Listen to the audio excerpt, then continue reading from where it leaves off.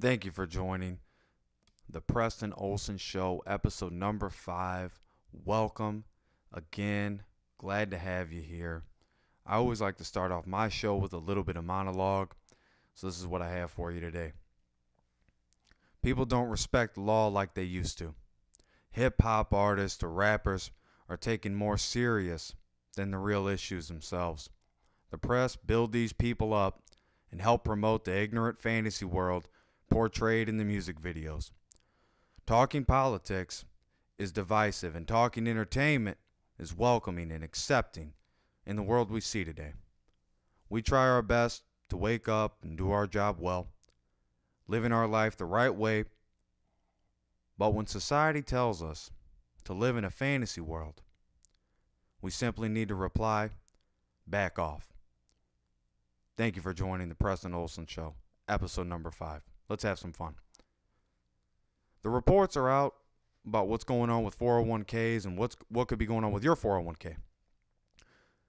Donald Trump tells us, I should say President Donald Trump tells us our 401ks will not be changed under the new tax code. I honor that. I believe that's the case. I think that's true. I think that in today's economy, when you look at 401ks and you see how 401ks reflect people's income and people's ability to grow their income, you can see that 401ks are beneficial. If you cash it in at the right time, you're going to end up doing very well for yourself with that money. So 401ks are a great opportunity when you get in the workforce. Sometimes you get the opportunity to get a 403b and avoid doing the 401k entirely. I've always been a 401k type of guy. If I've ever been with a company that had that available to me, I would do the 401k. Sometimes you get with certain different companies that they don't offer anything like that. So a 401k is something you should take advantage of. It's something if you cash out on the right time, which usually a lot of 401ks, they don't let you cash in on them unless they're quitting. It's part of a severance package. It's part of a separation agreement. It could be the fact that they're just relocating and you're not going with, whatever it is.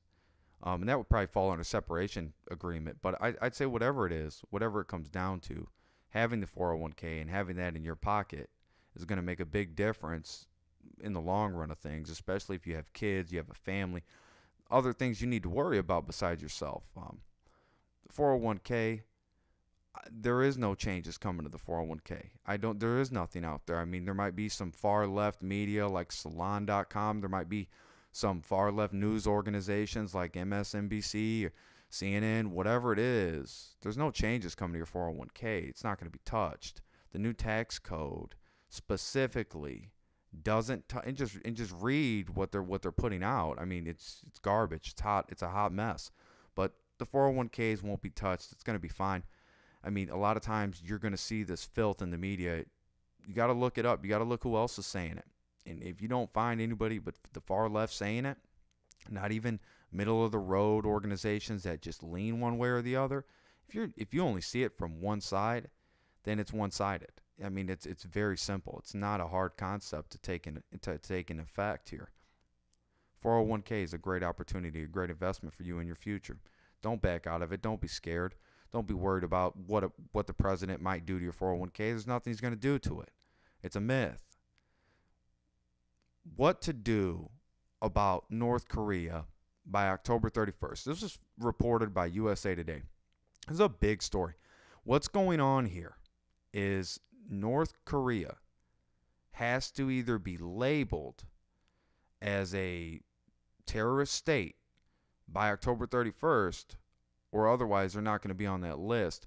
So we would put this country on a terrorist watch list, and they would be marked as terrorist nation. And it's going to be up to us and our diplomats to decide if that is what we need to do. I'm all for it. I think this needs to be done. I think this should have been handled a long time ago. I think the Obama administration failed to commit to a lot of different policies and procedures. You're seeing that with the uranium deal, this whole catastrophe that's playing out in front of us, and the details are still rolling out. But when it comes to this report that I read from USA Today, it was a really good report. It breaks it down so that you can see North Korea has been a state sponsor of terrorism for a long time. At one point, they wanted to knock the Philippines off. The Philippines are a great ally to America, and this we have to be able to look at something wrong and be able to say this is wrong, and the way this country treats its people in North Korea is wrong. America, and this is the Ron Paul school of thought here, but it's very valid. And America can't be the policeman of the world. There's no way. We have a hard enough time policing our own country and our own people. What did I start off the show with saying? People don't respect law enforcement. It's a problem in this country. It's a big issue in this country. It's a top 5 issue in this country. But you don't hear conservative talk show hosts or conservatives in general talk about it as a major issue, and it is, because this is something that has not only been developing for the last 16 to 20 years. This is something that is ongoing every day in our face. You're hearing more and more about police officers being murdered or killed. Look, I grew up south suburbs of Chicago. I can tell you all day long, there's people I run into that hate the police. And I have friends that are cops. So I can honestly tell you that the police are really good people. You got to be able to know somebody before you can judge them. And if you don't take the time to get to know them, or you don't want to take the time to get to know the people, then it's really hard to make that call. You can only base your opinions on their behavior and their actions if you don't know them. So a lot of times behavior, actions, they can really turn the tide of how you feel about somebody. But when you look and get to know somebody, speak to them, they look you in the eye, and you can talk to them. I mean, you can tell if somebody is a good person or not, or you should be able to tell as an adult if someone's an honorable person or not.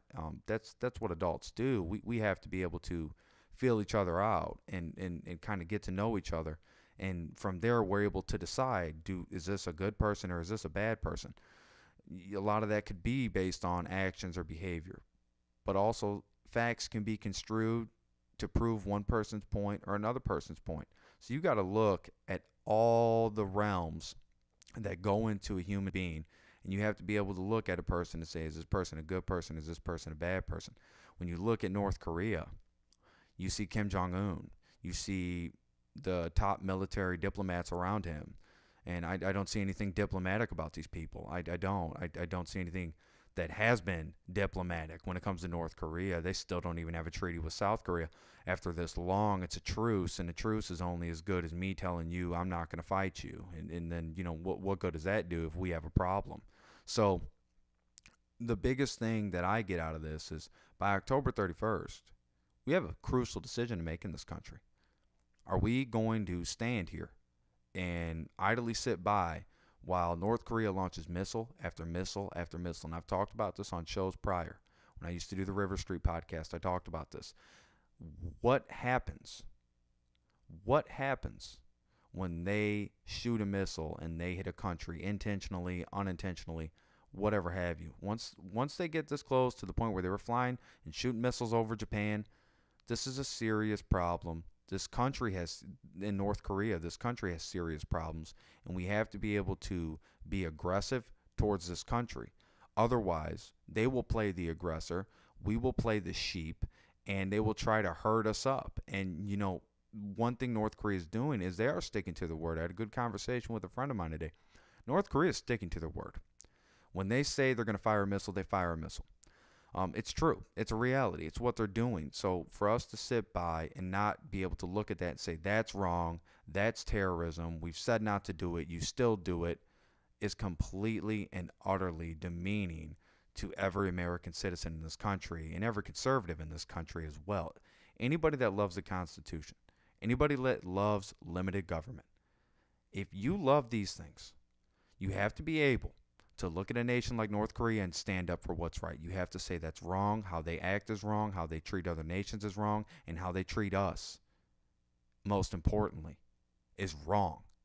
Because if you're going to be an ally of this nation, then this is something that has to be a two-way street. We do not go hand over fist for any other nation. In times of emergency, we are there. In times of need, we are there. There's only so much one country can do. Americans have to go to work every day. Americans have obligations they have to meet. Our time is our time. These other countries, where were they at when we've had all of these problems in our nation with terrorist plots, the shootings, the mass murders? Do they come and walk hand in hand with us and stand against it? Do they come and tell us that all our problems are going to be fixed because they're going to help us? No, they don't. Americans take care of Americans. Nobody helps Americans but Americans themselves. That's the beautiful thing about being in this country. Go around and look at other nations. Go around and be proud and stomp your fists and stomp your feet and say, you might not like Trump and you might be mad about this or you might be mad about that. Whatever it is that you got your bitch of the day about. I can tell you, honestly and truly, you're in the best country in the world. And if you don't believe that, there's the door. There's the door, because the wall's not up yet. And when it is, we'll give you a free ticket out of here. So I'm moving on.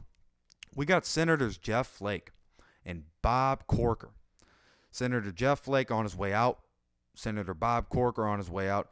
Senator Jeff Flake is really just a cornflake. I mean, this man has got nothing done in Arizona. Similar to the other senator, and John McCain, who's also gotten nothing but a lot of controversy done in Arizona. When you look at these two guys, John McCain, and you look at Jeff Flake, and you look at their body of work, you see what have you truly gotten done for the people out here? What have you done that is beneficial to the families and the loved ones out here? Do you stand strong on immigration?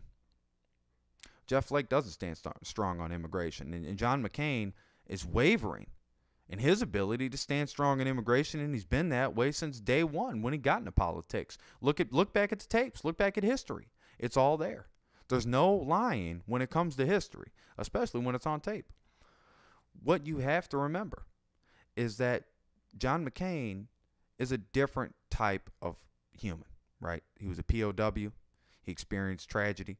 He's had terrible losses he's had to witness in front of him with his own comrades dying. This is a different type of human. We're not saying give anybody a pass here. He's a grown man. He's a senator. He doesn't need a pass from anybody. What we're saying is, if you are going to continue to be a senator and win in these elections and push the Republican Party, which really doesn't matter to me where you push the Republican Party. I don't consider myself involved with the Republican Party. I'm just a conservative man. I look at the Republican Party and I can see a lot of frivolous things, and I can see a lot of problems. And I can also go back and look at the Democratic Party, and I can see these same things, even worse. I would say tenfold worse. But beside all that, when you look at Jeff Flake and you look at John McCain and you look at the state of Arizona, which is a nice state, it's a beautiful state, I have a lot of family there, I have some friends there. The thing about Arizona is it was a great state before John McCain was there. It was a great state before Jeff Flake was there. It's going to be a great state long after they're gone. Arizona is a different type of state. It's not like Illinois. It's not like Indiana. They don't rely on agriculture. That's not what their main source of income is. That's not their biggest productivity. It doesn't come from the agriculture sector in Arizona. That's not it. Arizonans, they believe in a great system of economics, free market based economics. Arizona's always been one of those states. Again, when it comes to immigration, Arizona has a problem. There's a huge problem. And a wall is not going to be the solution to that, but what a wall could do is slow that down. What Arizona really has to do is be able to stand up and demand what they want. And the people have to be able to demand what they want. But by electing John McCain, by electing Senator Jeff Flake, we tend to think we're going in the right direction. And I could see where you can make the case, and you have a valid argument with that in John McCain, where he's gotten things done, I would say, or put his foot down, especially against Obama, and I'm grateful for that. But it's not just about standing up to Obama. Obama's gone. And a lot of the damage that he wanted to do, he got done. So President Obama did most of the damage he wanted to do, whether John McCain was stomping his feet or not. Senator Jeff Flake, to me, was an Obama supporter.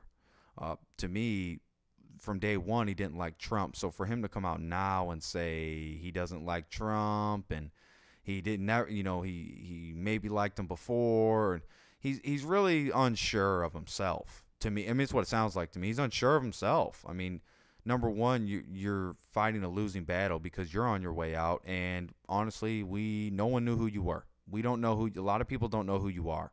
So no one knew who you were until you put yourself in the spotlight.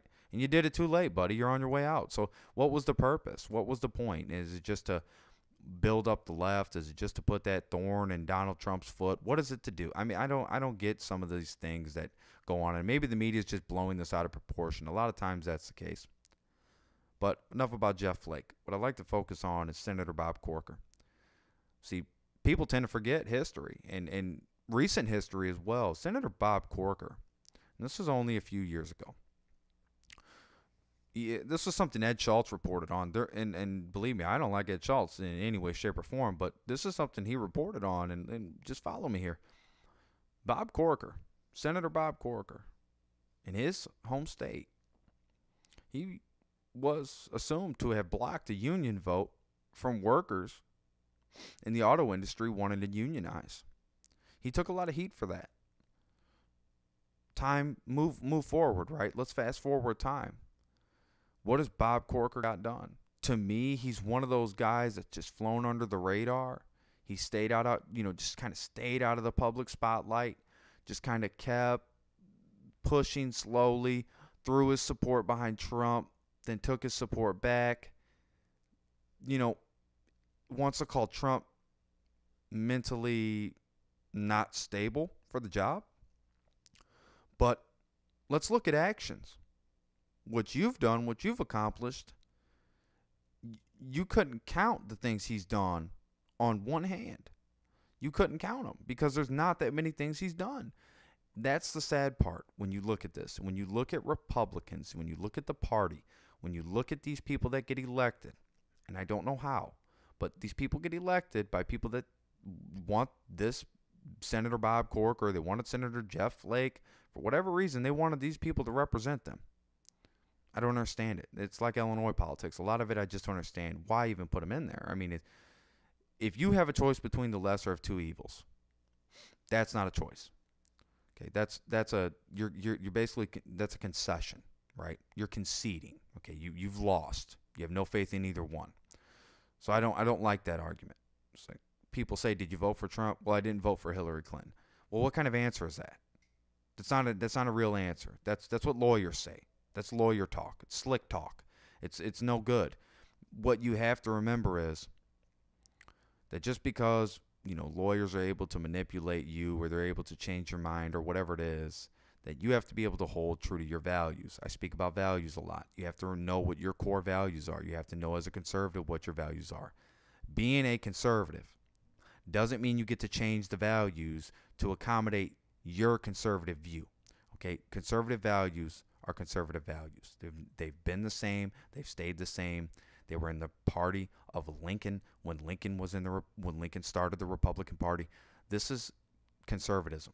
This is where it started. This is where it's grown from. There's an argument out there. It's a very, very weird argument. It's very, very, it's just weird. Let's just leave it at that. There's an argument out there that the Democrats and the Republicans switch sides. But my rebuttal is, why would you switch sides?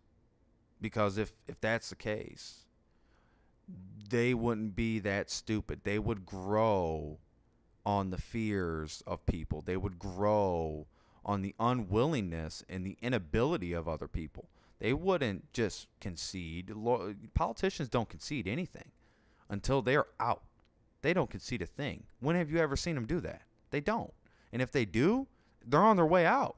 So the biggest thing to me is a complete misconception out here of conservative ideas and conservative values. I tend to listen to a lot of different conservative speakers, but I'm listening for their point. Listening for what is their point. not what their writers told them, not what their friends told them. I'm listening to what their point is. What is their argument? What is their stance? I don't care what someone else's stance is when you're talking. I care about what your stance is.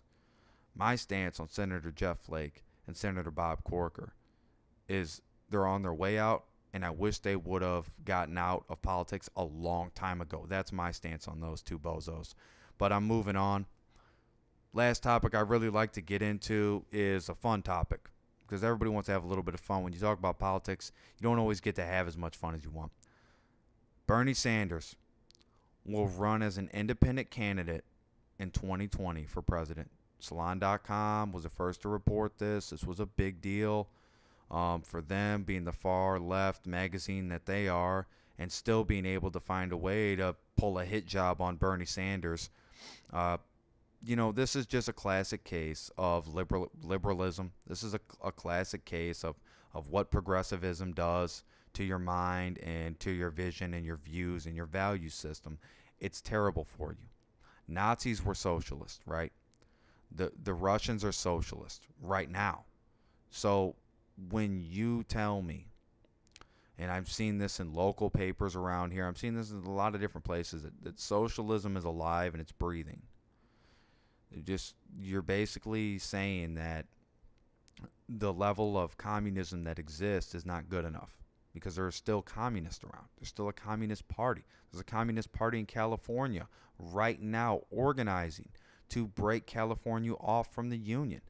These are basically sleeper cell individuals that have a hidden agenda that are being funded by who God knows who. But this is a reality. This is a reality for me. This is a reality for you. This is a reality for your family. California is a great piece of this country and this country's productivity. Californians are great men and women. Whether they're Democrat or Republican doesn't matter to me. How they make their living doesn't matter to me. What matters to me is when you speak, what is your point? What is your stance? Where is your argument going? When I look at Bernie Sanders, we've seen where his argument went. We've seen where his stance was. We've seen what his points were. Some things I could make a case and say those are good. When you talk about college being free, yes, great, awesome, college can be free. But guess what? There's already free universities. In Chicago, there's public universities that have free tuition for the underprivileged. So there's a huge misconception. We're missing facts from great articles. Articles that could be better are missing the facts. This was one of them, and it was sad because it was really just a hit job about how Bernie Sanders shouldn't turn his back on the Democratic National Committee because they turned his back on him, and now him doing it doesn't make it right. It absolutely makes it right. It absolutely does. If someone stabs me in the back and I don't die, what do you think I should do? I'll let you answer that. Because in my opinion, when you got a Democratic National Committee that openly admits to rigging the election against Bernie Sanders through emails, through different people that have fallen out of the Democratic Party now, admitting to this, Debbie Wasserman Saltz was beat up over this issue. The Democratic National Committee is one of the most preposterous organizations that exist. It's a slush fund of money that does nothing good, and it's very harmful. Liberals, I am not saying liberals are harmful people. I have no issue with that. My problem is socialism is a disease. Socialism is something that people believe works. But Hitler thought socialism worked.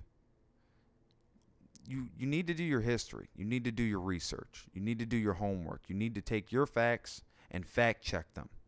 Because socialism is going to bring you to a point in a position where you're unable to come out of. You talk about equality. You talk about different things that matter to you. This is Bernie Sanders I'm speaking about. You talk about equality. You talk about different things that matter to you. But where is the equality when I present my argument, but you don't want to hear my argument, but you present your argument, and all of a sudden I'm a bigot, a fascist, a pig, whatever else, for not caring about your argument. Freedom of speech isn't as free as you think it is. And you've heard this. I hope you've heard this. You're not going to be protected by freedom of speech. If you bring your point to me, I don't have to listen to you. If it's garbage and I think you're talking a bunch of mess, I don't have to listen to this. This is done. It's over. I'm moving on with my life. If I'm talking to you, you don't like what I have to say, there's the exit button. There's a click off right there. But if we're going to have a conversation, we're going to have a debate, then we got to engage one another. We have to let each other speak. We have to let each other present our ideas. Bernie Sanders failed. He lost. When you lose in a presidential campaign, just ask Ron Paul. He ran 3 times, 4 times. 4 times. Lost every time. And continued to run. For what reason? For morality, for popularity, to keep your name out there, whatever it is. Whatever it is. Bernie Sanders failed. He's failed on his agenda. He's done good for the people of Vermont. But guess what? In the state of Vermont, they still have problems. They still have issues that are not being addressed. So when Senator Bernie Sanders comes out and gives us the big speech about how he cares and he's been marching the march since back in the day and he's revved up and he's ready to take on Trump and the Trumpsters and all this. I'm not even a Trumpster. I just, look, President Donald Trump has great ideas. He's got a great vision. And honestly, I could do without a lot of the rhetoric that he says. But at the same time, he's not far off the beaten path by any means or any stretch of the imagination. Anybody that's come from a rural area, anybody that's come from a urban area can honestly look and say that they've experienced problems and trouble. And if you're not able to say that, then you don't come from those areas. You just don't. Or you just don't go outside. But everybody has come into an experience that was unpleasant. What it was, how it went, that's really your business. My point is, when you let socialism in certain areas rule with an iron fist, people suffer. People starve. People go hungry. And it's not just food. We're talking about jobs. We're talking about the whole economy of the town. We're talking about these small farm towns that people say are abandoned now because socialism wiped those towns out. It wasn't the Great Flood. It wasn't because all the hogs died and they can't get beef. Because they can't have bacon or pork anymore. It wasn't because all the cows died and they can't have, grade A steak anymore. That's not the case. That's not the case. It's socialism, and it's impacted my state, and I can speak from experience. I could bring on many people that could tell you this, but you have to see it for yourself in order to believe it. I could tell you all day long, but until you see it, it's really hard for you to understand. Bernie Sanders promoting a socialist agenda, and I've spoken to a couple of my friends that are farmers that supported Bernie Sanders through his last presidential run, and when he bowed out, when it was rigged against him, it really upset a lot of them. They ended up supporting Trump because they didn't want anything to do with Hillary or be part of the Democratic Party, and they weren't part of the Democratic Party anyways, but they liked Bernie's vision. They liked Bernie's ideas. So when I talked to them and I explained to them what Bernie Sanders is about, and I explained to him what socialism is about and what progressivism is about, being progressive is not a bad thing, but pushing a progressive agenda that manipulates the Constitution and the Bill of Rights is something I'll never stand for, and it's something I'll fight for every single day of my life. I'll never sit idly by while my area or my state, the land I love, in this nation is tormented and dragged through the mud because of socialist idiots, icons, and dictators that try to spew their crap all the way from Hollywood to New York, down to Florida, and back over to Louisiana. They're all over the place, folks. Conservatives have to hold the line. You have to hold the line. If you don't, if you're not up to date on what's going on, get up to date. Start reading more. Take the time to do your due diligence. Fact check your own facts, people. This is a big deal in this nation for us to be where we're at now and into the Trump presidency, 10 months in, feeling good, loving life, not at war. Not at war, not any new war. No new wars have started. All of this rhetoric, all of this talk has been so overblown that I've been let down by the media. You've been let down by the media, and you have to be able to see that as well. We have to know that all media is not fake, but we have to know a majority of it is, and a majority of it will continue to be fake. The only thing we can do as individuals is hold our value system. Be open-minded, but you do not have to be open-minded to socialism.